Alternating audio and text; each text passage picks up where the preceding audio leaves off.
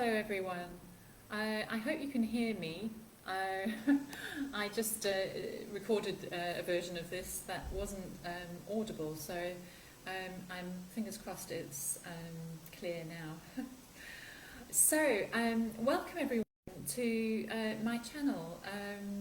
If you have subscribed, thank you so much. If you haven't yet, please do. And please like, share and subscribe to any of the videos that I make.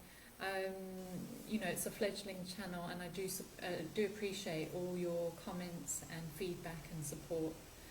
Anyway, today's topic is narcissistic mothers and how they get their children to reject their father, and in so doing, to reject themselves.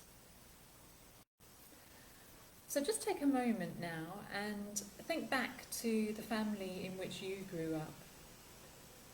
Think back to that, what it was like when you were a child. Think back to your mother, if you had a narcissistic mother. And you will most certainly have recalled phrases such as the following if you did have a narcissistic mother. For example, "Oh, your father." Or, "Oh, you're just like your father, you are." Or, "Oh, I can see you are your father's child." Or, "You're just like him in the way you speak and your attitude." Oh. So did you hear any of those when you were growing up? Well, can I tell you, in my work as a psychotherapist and hypnotherapist and coach, actually, this is the most commonly reported experience from my clients, is the phrase, "You are just like your father." It comes up time and time again. It's what I hear most of all, actually. And why is this so deeply impactful, this phrase? Well, let's have a look at the message that it implies. So when your mother says something like, "Oh, you're just like your father," or, you know, you're just the same as him. Basically, what the mother is communicating is that her unhappiness is because of all the shortcomings and disappointments of your father. So anytime anything goes wrong, or anytime she's not happy, it's because of your father. And if she had known what he was really like, she would never have married him. In fact, she often wonders what if she had married her Greek boyfriend. I mean, he was completely the opposite and from a wealthy family. But instead, here she is, married to such a failure, such a disappointment, such an abuser as your father. Now, this is not to say that some fathers don't warrant these titles. They do. But that's not really the focus of the topic today, or the discussion here.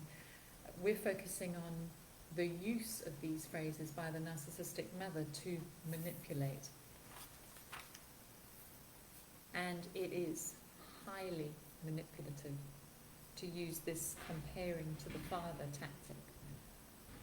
So what she's quite plainly doing here is grooming her children to do and be what she wants. And how does she communicate that? How does she tell you what she wants? Well, she demonizes Dad, and she idolizes herself. She puts herself on a pedestal and ensures that her children will adore, look up to, empathize with, pity her, and not Dad. And so this forms a subconscious allegiance between you and her. and a sense of not wanting to betray her by forming a bond with Dad, or at least to feel somehow guilty if you do like spending some time with him or bonding with him. Why does she do this? Well, mostly because she's afraid of being the alienated parent herself. She's afraid of abandonment. And so she has to do something to intercept, to interrupt the forming of the bond between the child and the father, so that she can be safe. She can ensure your allegiance to her. And if you do start to form a bond with your father and enjoy times with him, etc., she will take that as something personal, that you're doing to spite her, that you're doing it on purpose to spite her. And she will most likely, subtly and not so subtly, reject or shame you for it. You know, you might hear something, oh gosh, you and Dad, like two peas in a pod, aren't you? Or, oh, I can see you like doing that with Dad, don't you? Or, oh gosh, I'm so sorry to interrupt your special time. So there's a hint of jealousy in the background there. But most of all, and this is the painful part and the focus of this video really, is that she uses Dad to shame you into submission. What is submission? Well, sub, it means to put under, and mission is the aims of. So she uses Dad to manipulate and control you to serving her purposes. You're shamed for being his child, for being in any way like him, because in a roundabout way, she shames him, but does it to shame you. So once again, with the covert narcissistic mother, everything she does is deniable. She'll say, well, I didn't mean you. I was saying your father is the shameful one, not you. But meanwhile, she has been shaming you via him. Now, the thing about this is, and why it's so manipulative, is because you cannot escape being part of your father, or, you know, being his child. She knows that. So if she can shame you about that aspect of yourself, there's no escape for you. You're always going to be at her mercy, because she puts herself on a pedestal above you, because she isn't in the bloodline with your father, but you are. So the bloodline of your father is made out to be the bad part of you, the shameful part of you, and you're forever trying to escape that and just align yourself with her, the good side.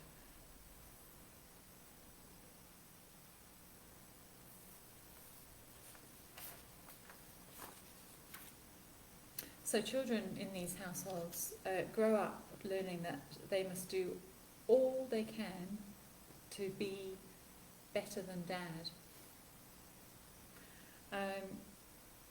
And this is the kind of read between the lines sort of control and manipulation and abuse. You know, I must align myself with my mother and to being her child as much as possible in order not to be like my dad, who is an embarrassment, who's shameful, who's disgusting, abusive, manipulative, you name it. And so what we have happening here now is parental alienation on the subconscious level. It may not be in the physical reality of the home that the father's being alienated, but subconsciously within the children he is being. So the children grow up learning, I must prove that I am not like him. I must be all that he isn't. And the narcissistic mother will tell you all the things that you need to be not like him. the children have this sense that they must make up to mum for his lacking. They must step in and make up for his lack in order to hold it all together. And whenever clients say that to me, I need to hold it all together, what they're really saying is, I need to hold mum together.